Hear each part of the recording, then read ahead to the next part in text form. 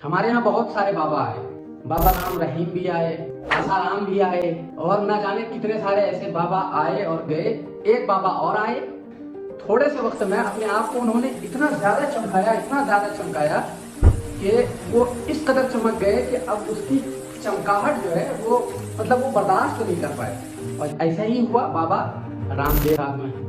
हुआ कुछ यूं कि आज से 2 साल पहले 22 जुलाई 2022 को बाबा रामदेव के खिलाफ कोर्ट में एक केस फाइल की जाती है। और उस केस में फाइल ये होता है कि बाबा रामदेव जो अपना प्रोडक्ट बेचते हैं, वो जो उसका जो प्रमोशन करते हैं, उसका जो एडवर्टाइजमेंट करते हैं, वो गलत करते हैं। बाबा रामदेव कोर्ट के सामने जब पेश हुए तो उनके खिलाफ जो केस था उसके अकॉर्डिंग जब बाबा रामदेव से पूछा गया तो बाबा रामदेव ने कहा कि मैं इस चीज से हाथ जोड़ करके आपसे माफी मांगता हूँ कि मैंने जो भी चीज किया ये गलत किया। जो जजेस बैठे हुए थे उन्होंने कहा कि ये आपका एक तरह का ढकोसलाबाजी है, हमसे माफी मांग रहे हैं, ये एक तरह का ढकोसला है आपका।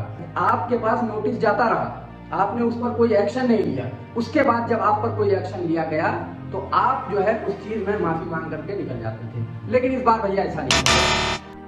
आपने गलती की है, इस बार उसकी सजा भुगतनी पड़ेगी आपको। बाबा ने जो कोरोना किट जो ये निकाला था कोरोना वायरस से लड़ने के लिए, कोरोना वायरस आया उसके बाद सारी दुनिया उसकी जो है वैक्सीन बनाने में लग गई और बाबा रामदेव ने 1 महीने के अंदर में एकदम बल्ले से लो भैया हमने एक जो है कोरोना किट का जो है पैकेट ला करके तैयार करके रख दिया। और बाबा ने कहा कि ये सबसे जो है अच्छा इलाज है।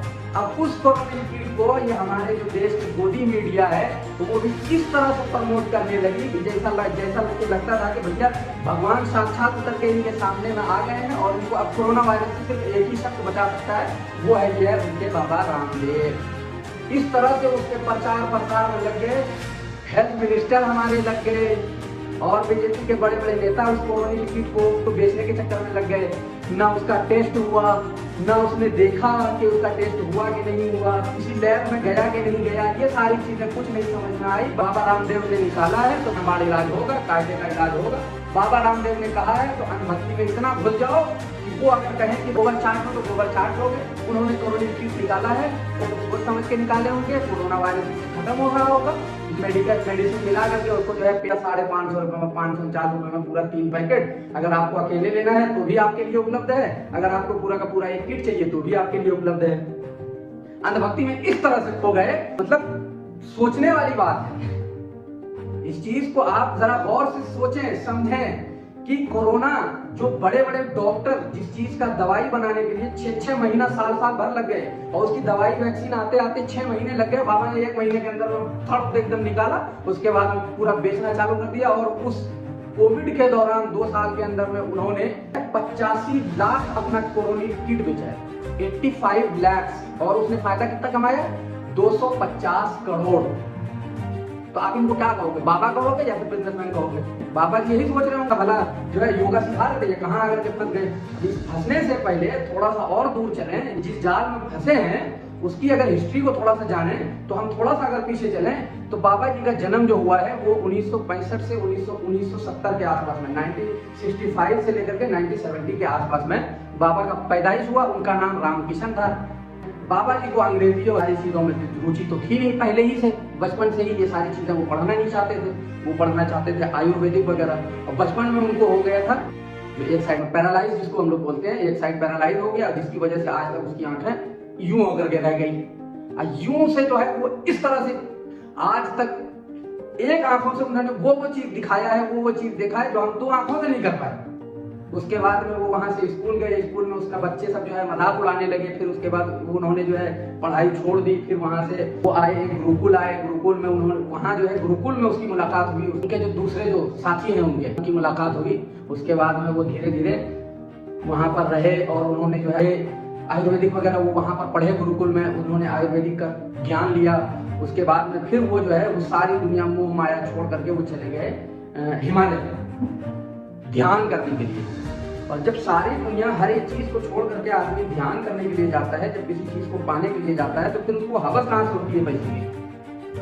3 साल तक तो उन्होंने ध्यान किया। उसके बाद तो वहां से जब लौटे तो सीधा डायरेक्ट उन्होंने जो है एक योगा सिखाते थे वो, योग मतलब आयुर्वेदिक और योग वगैरह में उसकी तो रुचि पहले ही से थी। हिमालय पे 3 साल रहने के बाद वहाँ उन्होंने कई सारे योग किए होंगे। उसके बाद इन्होंने सोचा चलो जो हमने सीखा है वो बाहर दूसरों को सिखाया जाए। जब वो फिर दोबारा लौट करके आए, इनके जो दोस्त हैं पतंजलि के से मिले, फिर उसके बाद इन्होंने जो है एक जो है योगा का जो है एक आश्रय, उसके बाद वहाँ से सिखाते फिर ये वहाँ से बाहर निकले। फिर वो टीवी पे गए। फिर टीवी पे जाने के बाद में देखो यहाँ भी सोचने वाली बात है, टीवी पे जैसे बाबा गए थोड़े दिन के बाद उसकी उस वक्त पॉपुलैरिटी बढ़ी। उसके बाद बाबा जी दूसरे टीवी चैनल पे गए, उसकी पॉपुलैरिटी घटी।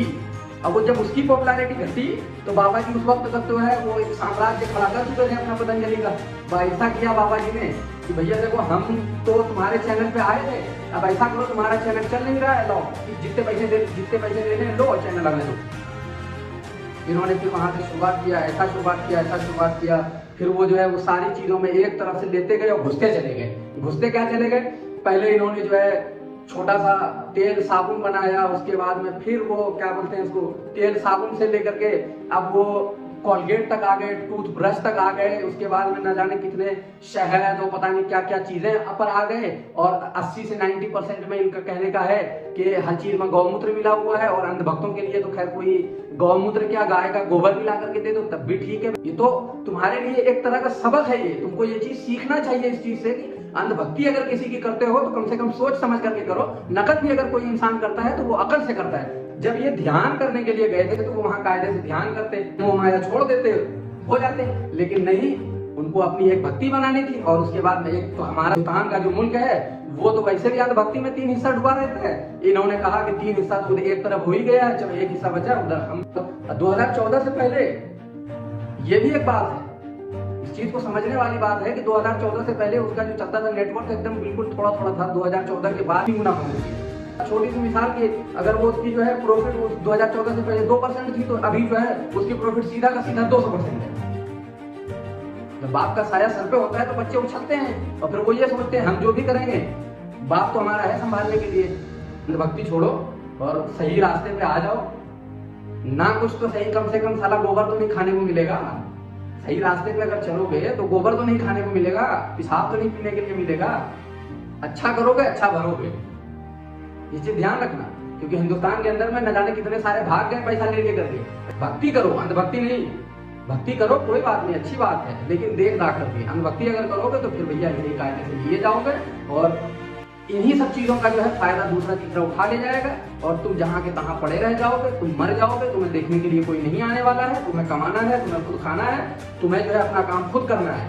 और अगर अंधभक्ति में जाओगे तो जाओगे वो अलग परेशानी होगी, वहां रहोगे वो अलग परेशानी होगी, जिल्लतें अलग से झेलनी पड़ेंगी। उसके बाद में अगर मर गए तो सारे कुत्ते की तरह जो है वो अलग घसीट करके तुम्हें फेंक देंगे। और बेइज्जती तो खैर जो होनी है वो होती रहेगी। तो इसलिए कहने का मतलब है भक्ति करो, अंधभक्ति नहीं। और चलते चलते मैं आप लोगों से कि आप लोगों के लिए सब्सक्राइब का बटन फ्री है। तो चलिए फिर मिलते हैं अगले ही किसी वीडियो में। तब तक के लिए अल्लाह हाफिज।